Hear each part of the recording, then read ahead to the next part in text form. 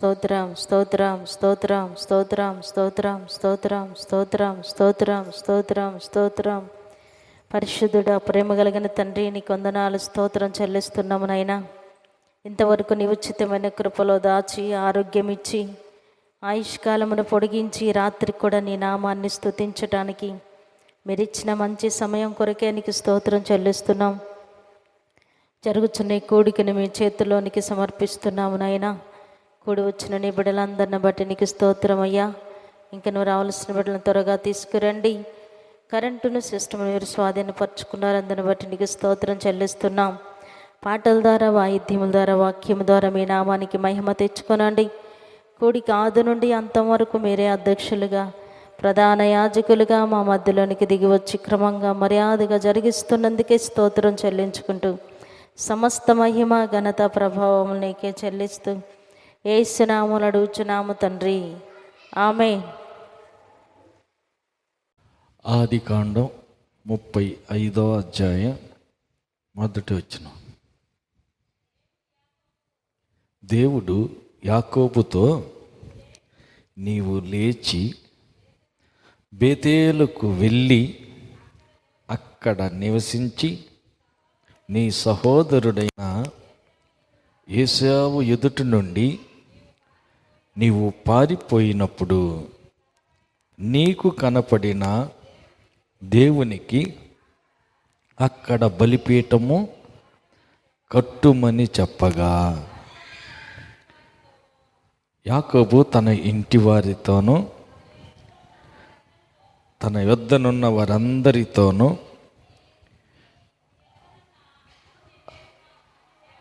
హల్లెలూయా.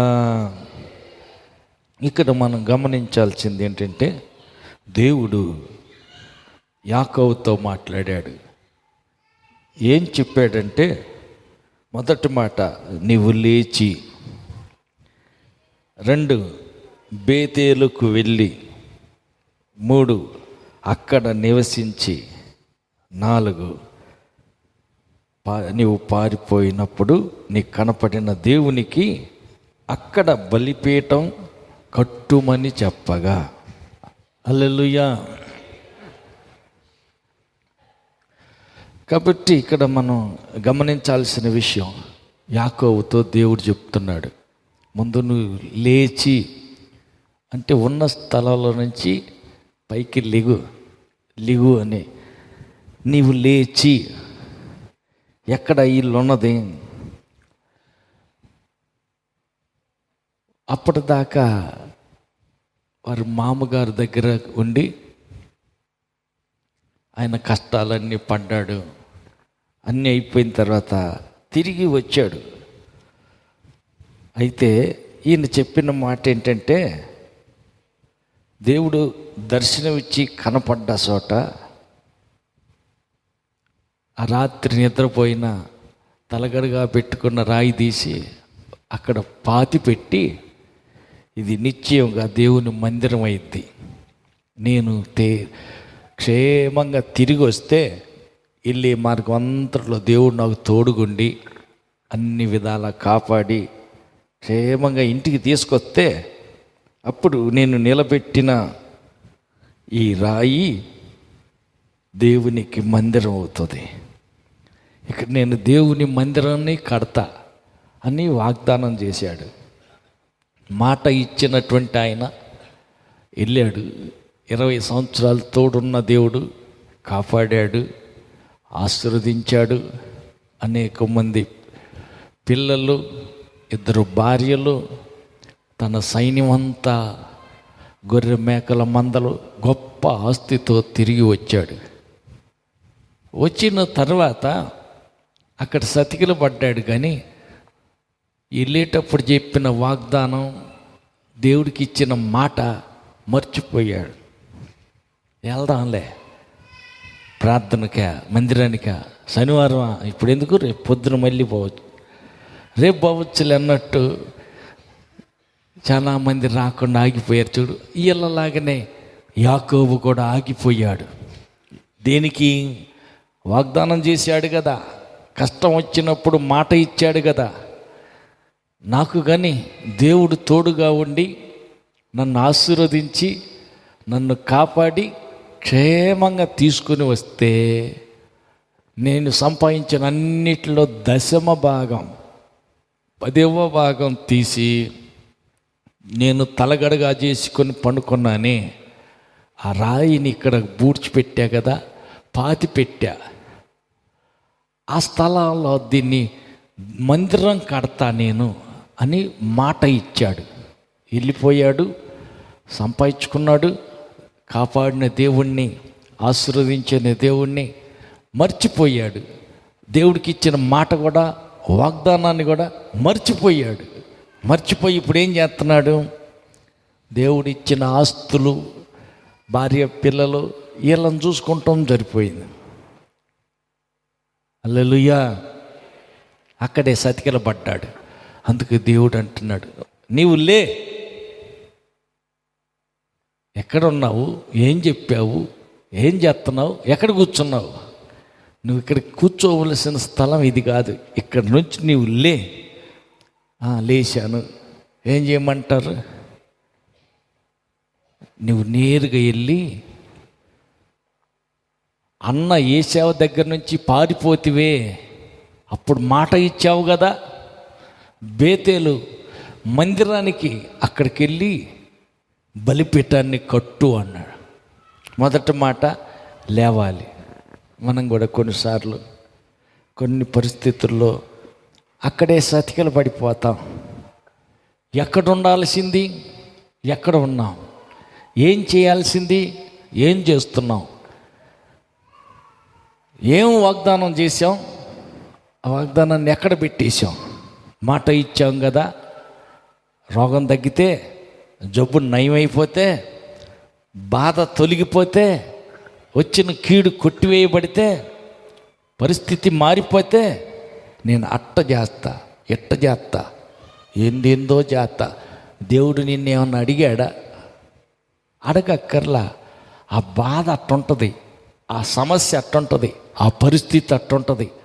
ఆ గడియకి ఎప్పుడు తగ్గుద్దా ఈ రోగం, ఎప్పుడు తీరుద్దా ఈ సమస్య, ఎప్పుడు తగ్గిపోద్దా ఈ నొప్పి, ఇది కానీ తగ్గిందంటే మాత్రం తర్వాత ఏమేమి మొక్కుకుంటారో, ఏమేమి వాగ్దానం చేసుకుంటారో. ఒక్క ఆదివారం కూడా మందిరాన్ని అస్సలు మానను, క్రమంగా మందిరానికి వెళ్తా. దేవుడు కానీ ఈ ఒక్క సమస్య నుంచి ఒడ్డున వేసాడంటే చాలు, దేవుడికి నేను అట్ట చేస్తా, ఎట్ట చేస్తా అని మొక్కుకుంటారు.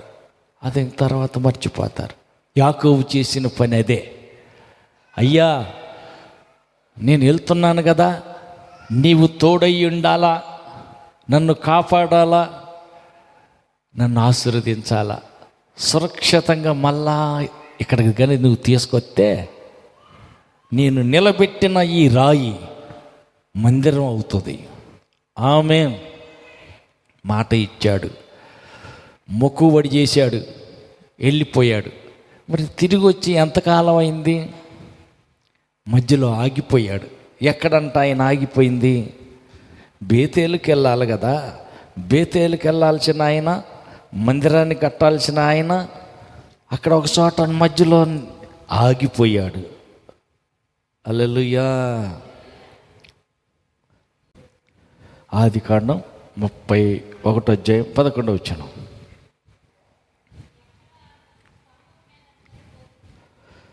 ఎక్కడ నీవు స్తంభం మీద నూనె పోచితివో, ఎక్కడ నాకు మొక్కుబడి చేసితివో, 10వ వచనం చూడండి. మందలు సూలు కట్టు కాలమున నేను స్వప్నమందు కన్నులెత్తి చూడగా, గొర్రెల దాటు పొట్టేళ్ళు సారలైనను, పొడలైనను, మచ్చలైనను కలవై ఉండెను. మరియు ఆ స్వప్నమందు దేవుని దూత యాకోబు అని పిలువగా, నన్ను పిలువగా చిత్తము ప్రభువా అని చెప్పి తిని, అప్పుడు ఆయన, నీ కన్నులెత్తి చూడుము, గొర్రెలను దాటుచున్న పొట్టేళ్ళన్నీ సారలైనను పొడలైనను మచ్చలైనను కలవి, ఏలయనగా లాభాన్ని నీకు చేయుచున్నది యావత్తూ చూసి తిని. హల్లెలూయా. దేవుడు కాపాడాడు. మోసగించాలని లాబాను ప్రయత్నిస్తే, నేను లాబాను మామ మోసం చేయటం నేను చూశా, అందుకని నేను నిన్ను ఆశీర్వదిస్తున్నానని స్వప్నమందు దేవుడు అతనికి కనపడి మాట్లాడాడు. 13వ వచనం చూడండి. నీవు ఎక్కడ స్తంభం మీద నూనె పోసితివో ఎక్కడ నాకు మొక్కుబడి చేసితివో ఆ బేతేలు దేవుడును నేనే. ఇప్పుడు నీవు లేచి ఈ దేశంలో నుండి బయలుదేరి నీవు పుట్టిన దేశమునకు తిరిగి వెళ్ళుమని నాతో చెప్పాను నేను. హల్లెలూయా. దేవుడు నువ్వు పుట్టిన దేశానికి వెళ్ళమని చెప్పాడు కాబట్టి నేను అక్కడికి వెళ్ళాలా. హల్లెలూయా. బేతేలు దేవుడు, నేను మాట్లాడిన దేవుడు, నన్ను ఆశీర్వదించిన దేవుడు, నేను అక్కడికి వెళ్ళాలా. బాగానే ఉంది, అక్కడికి వెళ్ళాలని కదా బయలుదేరాడు. కానీ మధ్యలో ఏమైంది? మధ్యలో బేతేలుకి వెళ్ళకుండా దారిలోనే ఆగిపోయాడు. హల్లెలూయా. ఆదికాండం 33వ అధ్యాయం 17వ వచనం చదువు. ఆదికాండం 33వ అధ్యాయం 17వ వచనం. అప్పుడు యాకోబు సుక్కోతుకు ప్రయాణమైపోయి తనకొక ఇల్లు కట్టించుకుని తన పశువులకు పాకలు వేయించెను. అందుచేత ఆ చోటుకి చుక్కోతు అని పేరు పెట్టబడెను. అట్లు యాకోబు పద్దనరాములో నుండి వచ్చిన తర్వాత కనాను దేశంలోనున్న షెకేమను ఊరికి సురక్షితంగా వచ్చి ఆ ఊరి ముందర తన గుడారములు వేసాను. హల్లెలూయా, హల్లెలూయా, హల్లెలూయా, హల్లెలూయా. పద్దనరాములో నుంచి బయలుదేరాడు. బేతేలుకి వెళ్ళి దేవుడు మందిరం కట్టమంటే సుక్కోతుకు వచ్చాడు. సుక్కోత్ అనే ఊర్లో ఆగి ఏం చేశాడంట? పొలం కొన్నాడు, పాకలు కూడా బిగించాడు. అంటే తాత్కాలికంగా ఉండటానికైనా శాశ్వతంగా ఉండటానికా? పొలమే కొన్నాడంటే ఇంక అక్కడే కాపురం పెట్టి అక్కడే ఉండటానికేగా. దేవుడు చెప్పింది ఏమని? నువ్వు లేచి బేతేలుకి వెళ్ళి మొక్కుకున్నావే, బేతేలులో మందిరం కడతానని మొక్కుకున్నావుగా, అక్కడ బలిపీఠం కట్టుపో అని దేవుడు చెప్పాడు. ఈయన మధ్యలో ఏం చేశాడు? పద్దనరాములో నుంచి బయలుదేరాడు. దేవుడు చెప్పాడు కాబట్టి లేచాడు, బయలుదేరాడు. కానీ ప్రయాణంలో దారిలో సుక్కోతు అనే ఊర్లో ఆగిపోయాడు. ఆగి ఇక్కడ ఏం చేస్తున్నాడు? పొలం కొన్నాడు, పాకలేసాడు, కాపురం అక్కడ పెట్టాడు. ఇది దేవుడు చెప్పిన ఆలోచన లేకపోతే ఇది సొంత ఆలోచన? ఏమ్మా చెప్పరే. పాకలేసి పొలం కొని కాపురాన్ని అక్కడ పెట్టాడు. ఈ పిల్లి కాపురం పెట్టినట్టు దారిలో సుక్కోతులో కాపురం పెట్టమని ఎవరు చెప్పింది? దేవుడు కాపురం పెట్టమని అక్కడ చెప్పలే, బేతేలుకి వెళ్ళమన్నాడు. ఆమేన్. అయితే వెళ్ళేటప్పుడు ఏం మొక్కున్నాడు? 28వ అధ్యాయం చూడండి. ఆదికాండం 28వ అధ్యాయం 20వ వచనం. అప్పుడు యాకోబు, నేను తిరిగి నా తండ్రి ఇంటికి క్షేమంగా వచ్చునట్లు దేవుడు నాకు తోడయ్యుండి నేను వెళ్ళుచున్న ఈ మార్గంలో నన్ను కాపాడి తినుటకు ఆహారమును ధరించుకొనుటకు వస్త్రములను నాకు దయచేసిన ఎడల యెహోవా నాకు దేవుడయ్యుండును, మరియు స్తంభముగా నేను నిలిపిన ఈ రాయి దేవుని మందిరమగును. మరియు నీవు నాకు ఇచ్చు యావత్తులో 10వ వంతు నిశ్చయముగా నీకు చెల్లించదనని మొక్కుకొనేను. హల్లెలూయా. 10వ వంతు ఇస్తానన్నాడు. నేను నిలబెట్టిన రాయి బేతేలు మందిరంగా కడతానన్నాడు. మాటలన్నీ పోయినాయి. హల్లెలూయా. ఆశీర్వాదం వచ్చింది. దేవుడు చల్లగా కాపాడాడు. క్షేమంగా తిరిగి తండ్రి ఇంటికి తీసుకుని వచ్చాడు. అన్నీ అయిపోయిన తర్వాత మర్చిపోయాడు. గుర్తు చేస్తూ పద్దనరాములో ఉన్న వ్యక్తిని దేవుడు గుర్తు చేస్తూ, నువ్వు బేతేలుకెళ్ళు, లేచి బేతేలుకెళ్ళు, అక్కడ నువ్వేం చేయాలంట, నా కొరకు మందిరాన్ని కట్టు, బలిపీఠాన్ని కట్టు. అక్కడ బలిపీఠం కట్టమని చెప్తే లేచినవాడు బేతేలు నుంచి పద్దనరాములో నుంచి బయలుదేరి ఎక్కడ దాకా వచ్చాడు? సుక్కోతు దగ్గరికి వచ్చాడు. దారి మధ్యలోనే కాపురం అక్కడ పెట్టాడు. పొలం కొన్నాడు, పాకలు వేసేసాడు. ఇంకెక్కడ సెటిల్ అయిపోదాం అనుకున్నాడు. హల్లెలూయా. అంటే ఇది ఎవరి నిర్ణయం? దేవుని చిత్తమా లేకపోతే ఈయన సొంత చిత్తమా? హల్లెలూయా. దేవుని చిత్తం చేయటం మంచిదా, సొంత చిత్తం చేసేది మంచిదా? సాంబయ్య, మన సొంత ఐడియా చేస్తే మంచిదంటావా, దేవుడు చెప్పిన ఐడియా మంచిదంటావా? దేవుడు చెప్పింది చేయటమే మంచిది. దేవుడు చెప్పినట్టయితే ఎక్కడికి వెళ్ళాలా? పద్దనరాములో నుంచి ప్రయాణమై మందలతో కదిలిన యాకోబు నేరుగా ఎక్కడికి వెళ్ళాలా? బేతేలు దగ్గరికి వెళ్ళాలా.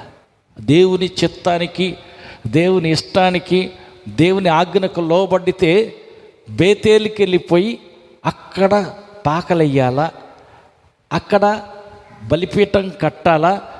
కానీ ఈ మనిషి మధ్యలో ఏం చేశాడు? సొంత చిత్తం చేశాడు. సొంత ఇష్టాన్ని, సొంత ఆలోచనని, సొంత ఐడియాని ఉపయోగించి సుక్కోతులో పొలం కొని పాకలు బిగించాడు. మంచిదేనంటారా చెడ్డదేనా?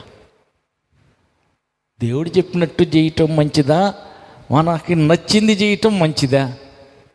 అమ్మా, సొంత చిత్తం చెప్తే దేవుడు చెప్పింది పక్కన పెట్టి మనకు నచ్చినట్టు, మన కళ్ళకి ఇష్టం అనిపించినట్టు ఇట్టయితే బాగుండు అని, అట్టయితే బాగుంటుందని మనం ఊహించి సొంత నిర్ణయం తీసుకొని సొంత ఐడియాలు ఉపయోగించి మనం చేసింది అనర్థాలు తెచ్చి పెడుతుంది.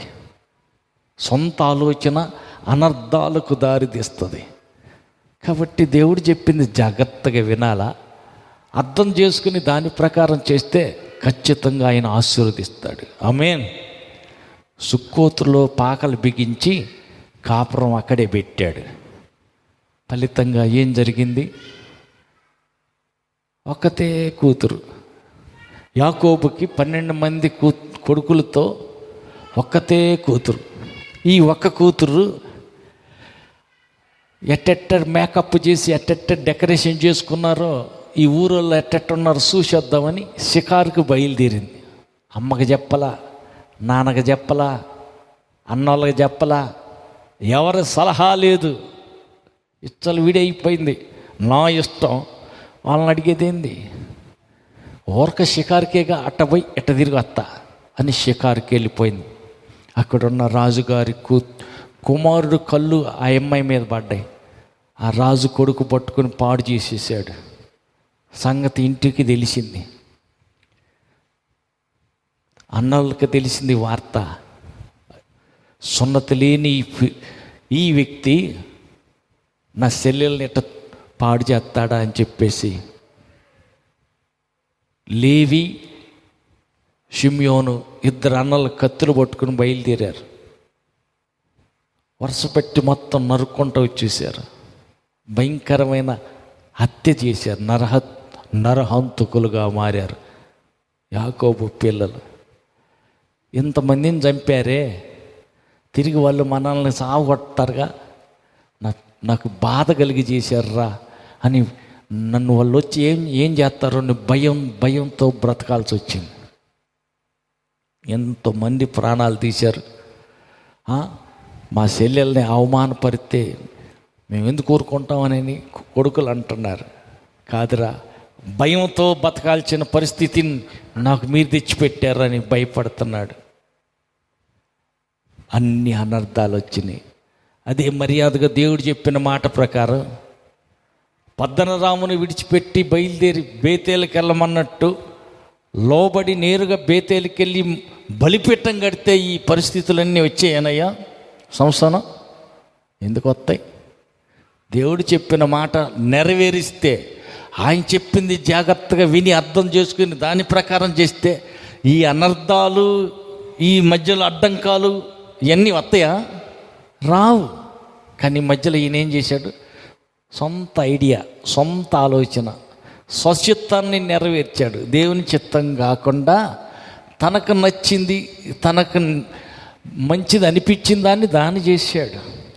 పక్క వాళ్ళతో చెప్పండి, దేవుని చిత్తం నెరవేర్చు, ఏ అనర్థాలు ఉండవు. సొంత ఆలోచన నెరవేర్చావా, అనర్థాలు ఎదుర్కోవాల్సి వచ్చుద్ది. హల్లెలూయా. చాలామంది కష్టాలు పాలవుతారు, క్రైస్తవులే నష్టాలు పాలవుతారు, క్రైస్తవులే హాస్పిటల్ పాలవుతారు, ప్రార్థనకి వెళ్ళే వాళ్ళే అవమానాల పాలవుతారు. ఎందుకు అంటే ఏం చేస్తాం? వాళ్ళు చేసే సొంత ఐడియాలు, సొంత ఆలోచన. దేవుడి ఆలోచన పక్కన పెట్టి దేవుని చిత్తం ఈయనకి తెలియదా? దేవుడే కదా లేపి చెప్పింది, నువ్వు లేచి ఏం చేయాలంట? ఎక్కడికి వెళ్ళాలి? బేతేలుకి వెళ్ళు, దేవుడే కదా చెప్పింది. రెండవది వెళ్ళాలి. మొదటి మాట లెగవాలి, ఉన్న స్థితిలోంచి లెగవాలి. రెండవ మాట వెళ్ళాలి. ఎక్కడికి వెళ్ళాలి? బేతేలుకి, మందిరానికి వెళ్ళాలా? మందిరాన్ని దాకా ఎందుకు? ఇంట్లో చేసుకుంటే లేడు దేవుడు.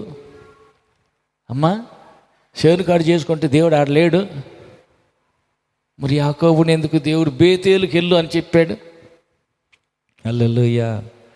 బేతేలుకి వెళ్ళమన్నాడు. హల్లెలూయా, హల్లెలూయా. చాలా చోట్ల ఏంటంటే సొంత ఆలోచన, సొంత ఐడియాలు ఎక్కువగా పాటిస్తా ఆ తర్వాత అనర్థాల పాలవుతారు. దేవుడికి తెలియదా? డైరెక్ట్గా మాట్లాడాడు కదా. ఏమని? సౌలా సౌలా, నీవు నన్నేలా హింసిస్తున్నావు? ముని కోలను ఎదురు తన్నుట నీకు హానికరం, నష్టం. ముళ్ళుకు ఎదురు తన్నుతున్నావు అని దేవుడే స్వయంగా సౌలుతో మాట్లాడాడు. పౌలుగా మార్పు చెందక ముందు మాట్లాడిన దేవుడు తిరిగి మళ్ళీ ఆయనతో అంటున్నాడు, నీవు అననయ్య అనే ఈ తార్సుకు వాడైనటువంటి అక్కడ ఒక ఆయన ఉన్నాడు, అననీయ అనే వ్యక్తి ఉంటాడు, అక్కడికి వెళ్ళు, ఆయన నీకు ప్రార్థన చేస్తాడు. కళ్ళు పోయినాయా? కళ్ళు వస్తాయి, ఆత్మ పొందుతావు. మిగతా ఏం చేయాలో ఆయన చెబుతాడు. ఆయన దగ్గరికి వెళ్ళు. వెలుగు ప్రకాశాన్ని చూపించి కళ్ళు పోగొట్టి గుడ్డోని చేసింది, గుర్రం మీద నుంచి కింద పడేసింది ఎవరు? దేవుడే కదా. మాట్లాడింది స్వరంతో, డైరెక్ట్గా పౌలుతో మాట్లాడింది దేవుడే కదా. మరి కళ్ళు ఈయన చేత కాదా? ఎందుకు చేత కాదు? అననీయ దగ్గరికి ఎందుకు పొమ్మన్నాడు? హల్లెలూయా, హల్లెలూయా. అంటే మధ్యవర్తి కావాలి. అందుకని పాస్టర్ గారు కావాలి, పాస్టర్ గారి దగ్గరికి వెళ్ళాలి. చాలామంది ఏంటంటే ఆ పాస్టర్ గారు వచ్చి ప్రార్థన చేసేదాకా ఎందుకో, నీకు వచ్చుగా సుభాషిణే ప్రార్థన చెయ్యి, ఇల్లు శంకుస్థాపన చేస్తున్నా ప్రార్థన చెయ్యి, ఏమ్మా శారమ్మా ప్రార్థన చేస్తే ఈ పిల్లడికి అన్నం ముట్టిచ్చేద్దాం ఎవరైతేనే. హల్లెలూయా.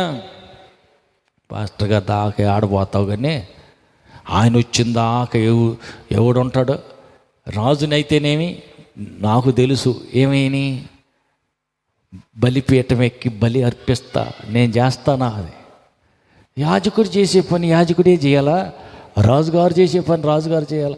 ఆ రాజుగారు వచ్చే యాజకుడు వచ్చి ప్రవక్త వచ్చి చేసిందాక ఏడుంటావు, నేను చేస్తాలే కానీ అంటున్నాడు. తర్వాత వచ్చిన అనర్థాలు బాధాకరం. హల్లెలూయా.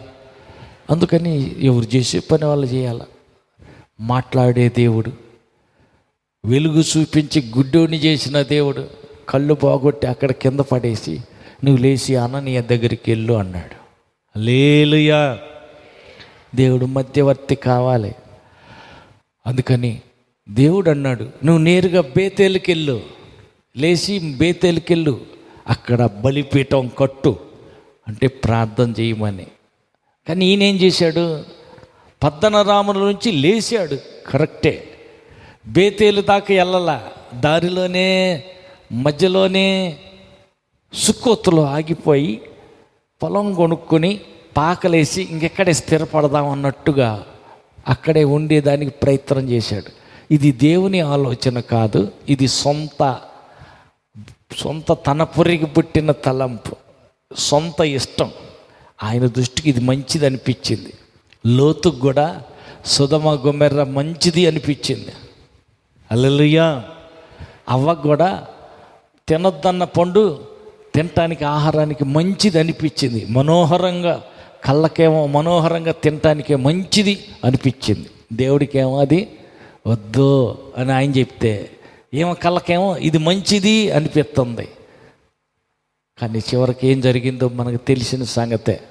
హల్లెలూయా. కాబట్టి మనం ఏం చేయాలంటే మన సొంత ఐడియా ఉపయోగించకూడదు. దేవుని చిత్తం ఏదో, దేవుని ఇష్టం ఏదో, దేవుడు చెప్పింది ఏదో అర్థం చేసుకుని ఆయన చెప్పినట్టు కానీ చేస్తే అనర్థాలు ఉండవు.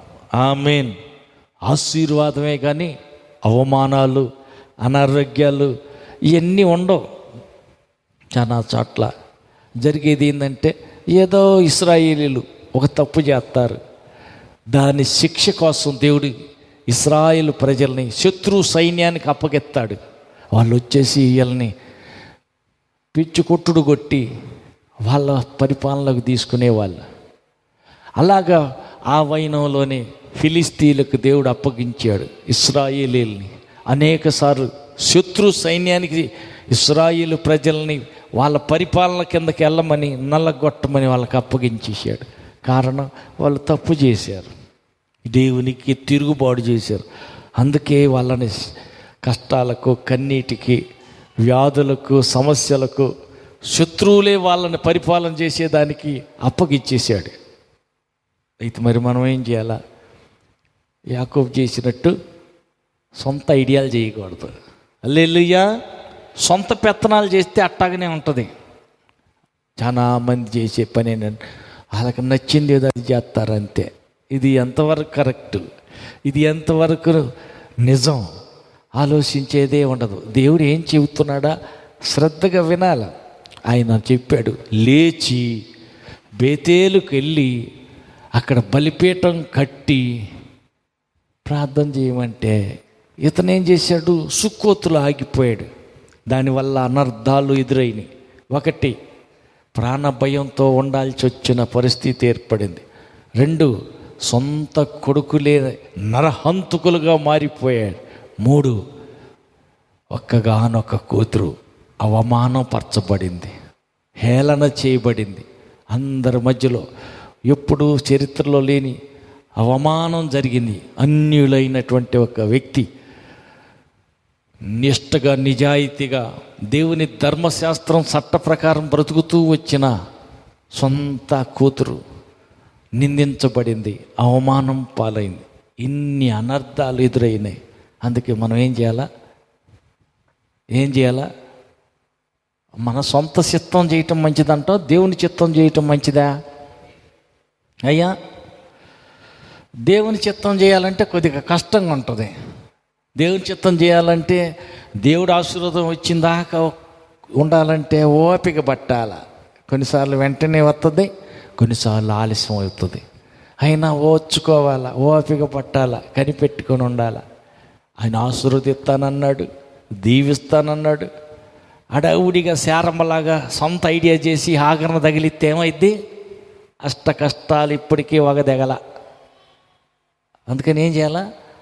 సొంత ఐడియాలు, మన సొంత పురికి పుట్టిన ఆలోచనలు చేయకూడదు. చేశామా చేసుకున్నోడికి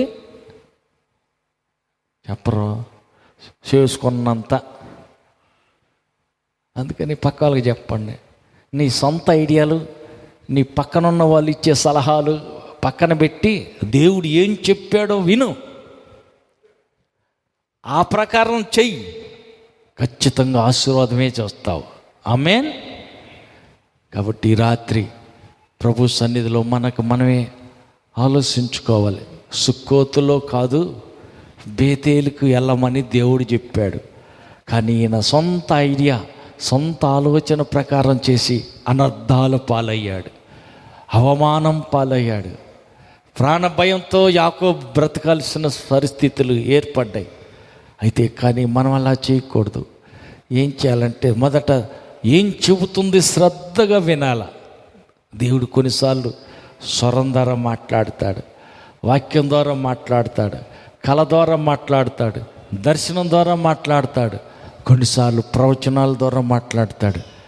అయితే దేవుడు ఏం మాట్లాడుతుంది జాగ్రత్తగా వినాల, శ్రద్ధగా ఆలకించాల, అది అర్థం చేసుకోవాల. దాని ప్రకారం చేసినట్టయితే నీ ఇష్టం గాక దేవుని ఇష్ట ప్రకారం నువ్వు చేసావు కాబట్టి ఆయన చిత్తం నెరవేర్చువాడు ఏమవుతాడు? ఏం చేస్తాడు? దేవుని చిత్తం నెరవేర్చేవాడు ఎల్లప్పుడూ స్థిరంగానే ఉంటాడు, కదల్చబడడు. హల్లెలూయా. దేవుని చిత్తం కాకుండా దెయ్యం చిత్తం చేసినా, సొంత చిత్తం చేసినా, పక్క వాళ్ళ చిత్తం నెరవేర్చిన అనర్థాల పాలవ్వాల్సి వస్తుంది, అవమానాలు ఎదుర్కోవాల్సి వస్తుంది. అందుకని ఈ రాత్రి ప్రార్థన చేద్దాం. అయ్యా, నా జీవితంలో అనేక అవమాన వ్యతిరేకతలు, అనేకమైన సమస్యలు వచ్చాయి. ఎందుకు ఏంటి అని అంటే, ఎక్కడో మన సొంత ఐడియా చేసావేమో, పక్క వాళ్ళు చెప్పిన ఆలోచన, పక్క వారి చిత్తాన్ని నెరవేర్చామేమో. వద్దు, నీ సొంత చిత్తం నెరవేర్చుకోవద్దు, పక్కవారి చిత్తం నెరవేర్చొద్దు, దేవుని చిత్తాన్ని నెరవేర్చు. ఎప్పటికీ నీవు కదల్చబడవు. ఆమేన్. కాబట్టి ప్రార్థన చేద్దాం, అందరూ లేచి నిలబడదాం. ఆ రీతిగా స్వచిత్తము ఇతరుల చిత్తం గాక దేవుని చిత్తాన్ని నెరవేర్చి స్థిరంగా దేవునిలో ఎదిగే వారిగా దేవుడు మనందరిని ఆశీర్వదించుదురుగాక. ఆమేన్. ప్రార్థన చేద్దాం. ఎక్కడైనా దేవుని చిత్తం చెయ్యక, అది దేవునికి ఇష్టం కాదు అని తెలిసి ఉండి కూడా పొరపాటున మన సొంతం ఇష్టం, మనకు నచ్చిందని చేసి కష్టాలు పాలయ్యామా, బాధలు కొని తెచ్చుకున్నామా, అనర్థాలు ఎదురైనయా, ఆలోచించి పొరపాటు అయిందయ్యా క్షమించండి, నా ఇష్టాన్ని పక్కన పెట్టి, పక్కవారి ఇష్టాన్ని పక్కన పెట్టి నీ చిత్తమే నెరవేర్చే వ్యక్తిగా నన్ను ఆశీర్వదించయ్యని అడుగుదాం. ప్రార్థన చేసుకుందాం, ప్రార్థన చేద్దాం. దయాళుడైన దేవ, కృప కలిగిన మా తండ్రి, నీకు వందనాలు. కూడి వచ్చిన నీ పిల్లలందరినీ మీ చేతులకు అప్పగిస్తున్నా, ఆశీర్వదించండి. ప్రత్యేకించి ఇంతవరకు నీ సన్నిధిలో గడిపిన దానికి తగిన ప్రతిఫలం వారి జీవితాల్లో ఒక్కొక్కరు అనుభవించుదురుగాక. కూడి వచ్చిన ప్రతి ఒక్కరిని దీవించి ఆత్మలో బలపరిచి కృపలో నీ బిడ్డలందరిని దాచి భద్రపరచమని, వారి ప్రార్థన విజ్ఞాపనలకు సమాధానం దొరికిందని సంతోషంతో నీ బిడ్డల సాక్ష్యం చెప్పుదురుగాక. ప్రభుని ఉచితమైన కృపతో బిడ్డలకొక్కరిని బలపరిచి నూతన దర్శనం, నూతన అభిషేకం, నూతన ఆలోచన ఇచ్చి ఆత్మలో అభివృద్ధిపరిచి మహిమగల నీ రాకకై వారి వారి కుటుంబ సమేతంగా బిడ్డలందరినీ సిద్ధపరచమని కోరుకుంటూ మహిమతో మధ్యాకాశానికి రానున్న మా ప్రభు రక్షకుడైన యేసు నామములో ప్రార్థించి వేడుకుంటున్నాము తండ్రి. ఆమేన్. మన ప్రభు అయిన యేసుక్రీస్తు కృపయు, తండ్రి అయిన దేవుని ప్రేమయు, పరిశుద్ధాత్మని యొక్క అన్యోన్య సహవాసము కుడి వచ్చిన మనకును సర్వలోక పరిశుద్ధులందరికీ సదాకాలం తోడయిండి నడిపించునుగాక. ఆమేన్. హల్లెలూయా, హల్లెలూయా. ఆమేన్. అందరికి వందనాలు.